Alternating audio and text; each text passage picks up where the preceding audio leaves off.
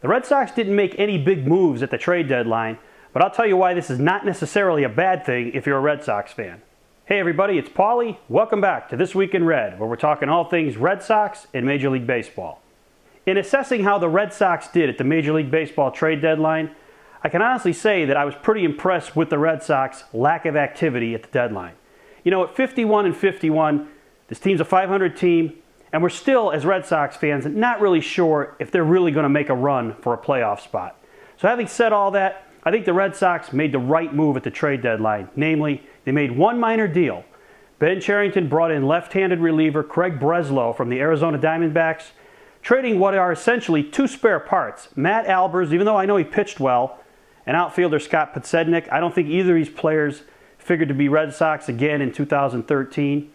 So I think Breslow will be a useful piece in that bullpen, and he'll do a couple of things. He'll give them that second lefty in that bullpen to pair with Andrew Miller, and that should allow Franklin Morales to return to the rotation. And I think one of the big things the Red Sox are looking to do is make Morales a permanent starter. Now, I don't know if it's going to be right away or if it's going to be in September or if the team falls out of it, but eventually this year you're going to see Morales back in a starting role. Breslow's acquisition allows them to do that because they really think that Morales, with that big arm, can be a big part of their starting rotation in 2013. So this is a great move from that standpoint. They'll still have control of Breslow next year, so he'll probably be back out in that bullpen next year if he is successful.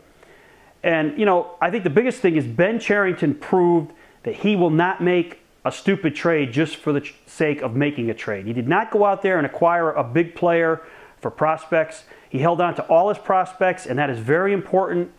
In the future, the Red Sox need to keep their prospects. They're not sure if they're going to be able to re-sign Jacoby Ellsbury. They may try to trade him in the offseason, and if they do, they need Ryan Kalish. They need Jackie Bradley Jr. You know, they need Matt Barnes, one of their best pitchers in the system. They need Xander Bogaerts, who's a shortstop prospect behind Jose Iglesias.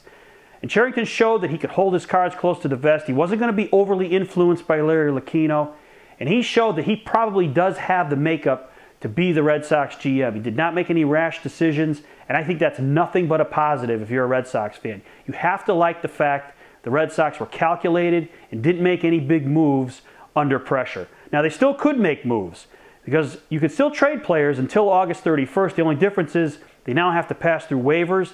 So if you're going to move Josh Beckett's $37.5 million contract, you probably can still do it before August 31st, because it's unlikely that any of the other teams is going to claim Beckett off waivers, which would mean they'd have to absorb the remaining $37.5 million on that contract.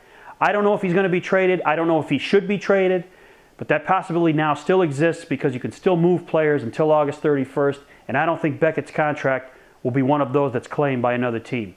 But how about you guys? Are you feeling as good about Ben Cherington today as I am in his role as Red Sox general manager?